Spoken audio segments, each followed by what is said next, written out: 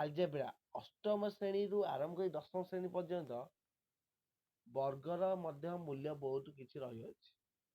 ପିଲାମାନେ ଅଷ୍ଟମରେ ବର୍ଗ ଶିଖାଯିବ, ଆପଣ ସହଜରେ ଭାଗ କରିପାରିବେ, କାରଣ ବର୍ଗ ଦ୍ୱାରା ହିଁ ଆପଣ କୌଣସି ସଂଖ୍ୟାର ମାନ ଜଲ୍ଦି ବାହାରି ପାରିବେ। ଆପଣ ଶିଖୁଥିବେ ଆୟତକ୍ଷେତ୍ରର କ୍ଷେତ୍ରଫଳ ହଉ କିମ୍ବା ବର୍ଗ କ୍ଷେତ୍ରର କ୍ଷେତ୍ରଫଳ ହଉ, ଏହାର ବର୍ଗର ମୂଲ୍ୟ ବହୁତ ଗୁରୁତ୍ୱପୂର୍ଣ୍ଣ ଅଛି, କିମ୍ବା କୌଣସି ଗୋଟେ ବୀଜଗଣିତ ପରିପ୍ରକାଶରେ ମଧ୍ୟ ବର୍ଗର ମୂଲ୍ୟ ବହୁତ ଗୁରୁତ୍ୱପୂର୍ଣ୍ଣ ରହିଛି। ତେଣୁ ଆପଣ କିପରି ଭାବେ ସହଜ ଭାଗ କରିପାରିବେ ତାହା ମୁଁ ଆଜି ଏଇ ଭିଡ଼ିଓରେ ଆପଣଙ୍କୁ ଜଣାଇଦେବି। ଦେଖନ୍ତୁ, ଆପଣଙ୍କୁ ତା ପୂର୍ବରୁ କିଛିଟା ସଂଖ୍ୟାର ବର୍ଗ ଜାଣିବା ପାଇଁ ପଡ଼ିବ। କିଛିଟା କଣ 1 ରୁ 9, ସେ ଏକଙ୍କ ବିଶିଷ୍ଟ ସଂଖ୍ୟା ଯାହାର ବର୍ଗ ଭାଗ କରିବାର କିଛି ମୂଲ୍ୟ ରହିବନି। ଭାବୁଛି ଆପଣ ଏହାକୁ ମୁଖସ୍ଥ କରିଦେଲେ ଜଲ୍ଦି ବାହାରିଯିବ। ଆର କୌଣସି ପ୍ରଣାଳୀ ମଧ୍ୟ ନାହିଁ। ଆପଣ 1ର ବର୍ଗ 1, 2ର ବର୍ଗ 4, 3ର ବର୍ଗ 9, 4ର ବର୍ଗ 16, 5ର ବର୍ଗ 25, 6ର ବର୍ଗ 36, 7ର ବର୍ଗ 49, 8ର ବର୍ଗ 64, 9ର ବର୍ଗ 81। ଏଇ 1ରୁ 9 ପର୍ଯ୍ୟନ୍ତ ସଂଖ୍ୟା ଆପଣଙ୍କୁ କଣ ମନେ ରଖିବା ପାଇଁ ପଡ଼ିବ। ତାପରେ ଦେଖନ୍ତୁ ସାଙ୍ଗମାନେ, ଆପଣ ଯୋଉ 10 ଆସୁ, 20 ଆସୁ, 30 ଆସୁ, କିମ୍ବା ତା 10ରୁ 99 ପର୍ଯ୍ୟନ୍ତ ଆଜି ଏଇ ଭିଡ଼ିଓରେ ମୁଁ ଆପଣଙ୍କୁ ଶିଖେଇବି। ଆପଣ ଏଇ ଭିଡ଼ିଓରୁ ଭଲସେ ଶୁଣିବେ ଏବଂ ଆପଣଙ୍କ ଖାତା କଲମ ଆପଣଙ୍କ ନିକଟ ପାଖରେ ରଖିବେ। ଆପଣ ମୁଁ ଯାହା ବୁଝେଇବି ଆପଣ ଯଥେଷ୍ଟ ଭାବେ ତାକୁ ମଧ୍ୟ ନିଜ ଖାତାରେ କଷିକି ଦେଖିବେ। ଭିଡ଼ିଓକୁ ପଜ୍ କରିଦେବେ, ପଜ୍ କରିକି ଆପଣ ଏହାକୁ ଦେଖିପାରିବେ। ଦେଖନ୍ତୁ, ଆଗେ ଆମେ ଆରମ୍ଭ କରିବା କେବେ? ଆଗେ ଆମେ ଆରମ୍ଭ କରିବା 10। କେତେ ଆରମ୍ଭ କରିବା? 0 ବାଲା, ମାନେ 10 2ଙ୍କ ବିଷୟ ଛୋଟ ସଂଖ୍ୟା, ତେଣୁ ଚାରି ପାଖରୁ ଆରମ୍ଭ କରିବା। ଦେଖନ୍ତୁ, ଆରେ କିଛି କରିବାର ନାହିଁ। ଦେଖନ୍ତୁ, ଏଠି 2ଟି ଶୂନ ଅଛି, ସିଧା ଆମେ 2ଟି ଶୂନ ରଖିବା।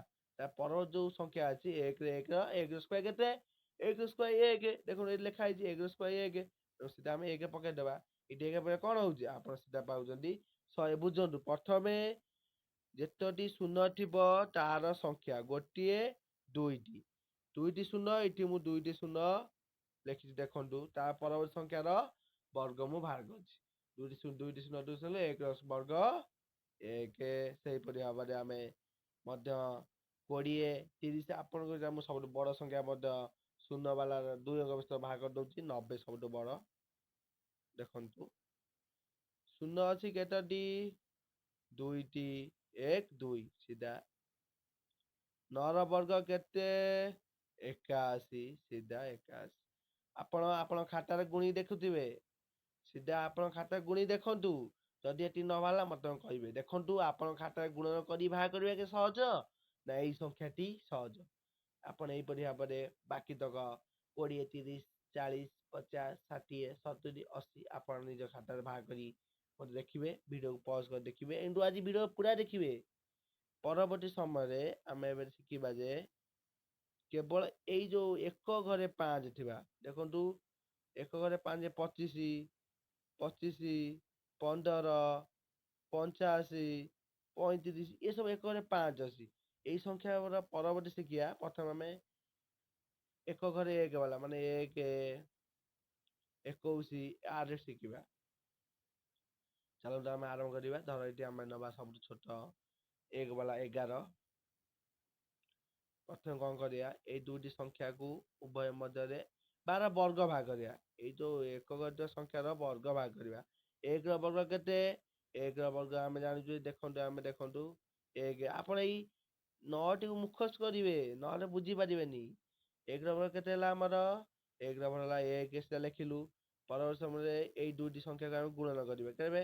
1 1, ବୁଝିପାରିଲ? 1 1। ତାପରେ କଣ କରିବା? ପୁଣି ଆଉ ଥରେ 2 ଦ୍ୱାରା ଗୁଣିବା, ମାନେ 2 ଗୁଣ ବାହାର କରିବା।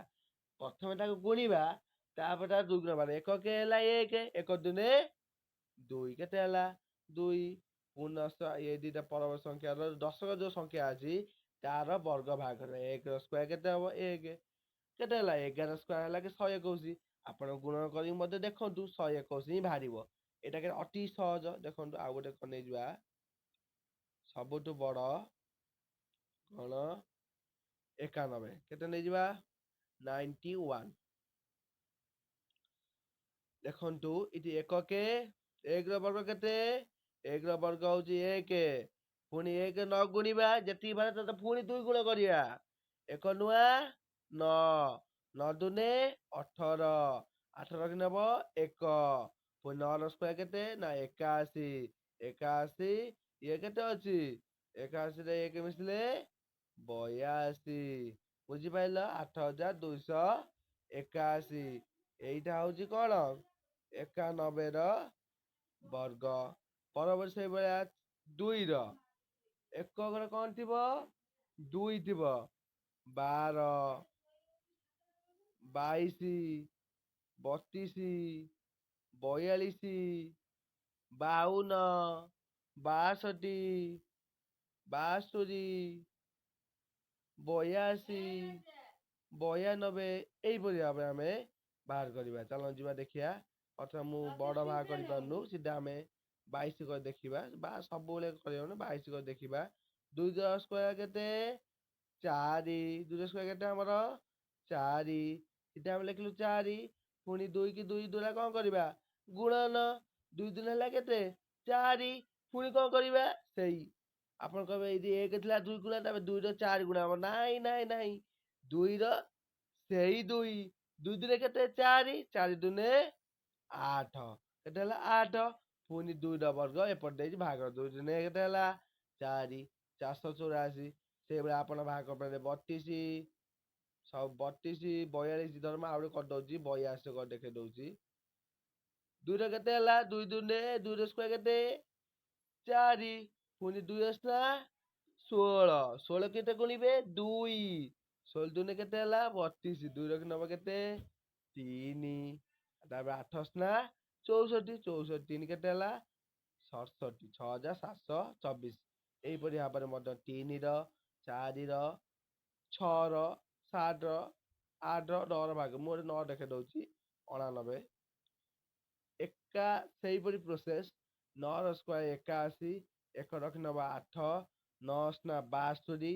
62 ସହିତ କେତେ 2 ଗୁଣିବ? ମଲ୍ଟିପ୍ଲିକେସନ 2 କରିବ। 62 ରେ 144। 144 ରେ 8 ମିଶେ କେତେ? 152। କେତେ? 152। 2 ରଖି ନବ 15। 8 ର ସ୍କୋୟାର କେତେ?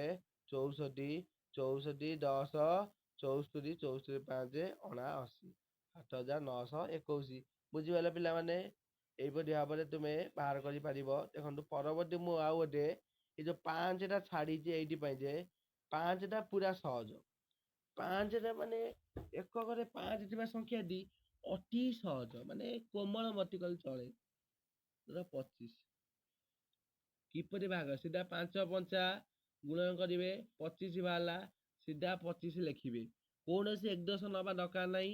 ସିଧା 25 ଲେଖିବେ। 2 ର ପରବର୍ତ୍ତୀ କିଏ? ମାନେ 2 ର ପରବର୍ତ୍ତୀ ସଂଖ୍ୟା କିଏ? 3।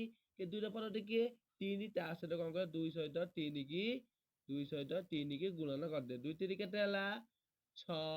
ମାନେ କେତେ? 25 ସ୍କୋୟାର କେତେ ହବ? 625। ଆପଣ ଭଲସେ ବୁଝିପାରିଲେ ନା? ମୁଁ ଆଉ ଥରେ ବୁଝେଇଦେବା ପାଇଁ ଚେଷ୍ଟା କରୁଅଛି। ଚାଲ ଦେଖିବା। 45 45। 5 ପଞ୍ଚା 25 ଲେଖିଲୁ। 4 ପରବର୍ତ୍ତୀ ସଂଖ୍ୟା କିଏ? 4 ପରବର୍ତ୍ତୀ ସଂଖ୍ୟା 5। ମାନେ 4 ଗୁଣନ 5। 4 ପଞ୍ଚା 20। କେତେ ହେଲା? 2025। ମାନେ 45 ବର୍ଗ କେତେ ହେଲା? 2025। ଆଜି ମୁଁ ଏଇ ଭିଡିଓରେ ଆପଣ ମାନଙ୍କୁ ଦେଖେଇଲି କିପରି ଭାବରେ 2 ଅଙ୍କ ବିଶିଷ୍ଟ ସଂଖ୍ୟାର ବର୍ଗ ନିର୍ଣ୍ଣୟ କରିପାରିବେ। ଆପଣ ଏଇପରି ଭାବରେ 10 ପାଖରୁ 19 ପର୍ଯ୍ୟନ୍ତ ବର୍ଗ ବାହାର କରିପାରିବେ। ଯଦି ଆପଣ ବୁଝିପାରିଲେ ମୋ ଏଇ ଭିଡିଓଟି ଭଲ ଲାଗିଛି, ଯଦି ଆପଣ ମୋ ଭିଡିଓକୁ ଲାଇକ୍ କରିବେ, ସେୟାର କରିବେ, ସବସ୍କ୍ରାଇବ କରିବାକୁ ଭୁଲି ପାରିବେ ନାହିଁ। ଏହିପରି ଭାବରେ ମୁଁ ଆପଣଙ୍କୁ ଭିଡିଓଟି ଆପଣଙ୍କୁ ଯୋଗାଇ ଦେବି। ଆପଣ ମୋ ଭିଡିଓକୁ ଦେଖିବେ ଏବଂ ବୁଝିବେ। ଯଦି ଏଇ ଭିଡିଓ ବୁଝି ନ ପାଇଲେ କମେଣ୍ଟ କରିବେ, ମୁଁ ପରବର୍ତ୍ତୀ ଭିଡିଓ ଆଉ ଥରେ ବୁଝେଇ ପାରିବି। ପରବର୍ତ୍ତୀ ଭିଡିଓ କିପରି ଭାବେ 3 ଠିକିଆ ବର୍ଗ କିପରି ବାହାର କରିବା କାଲି ପରବର୍ତ୍ତୀ ଭିଡିଓରେ ମୁଁ ଶିଖେଇବି। ରହୁଛି, ଧନ୍ୟବାଦ, ଜୟ ଜଗନ୍ନାଥ।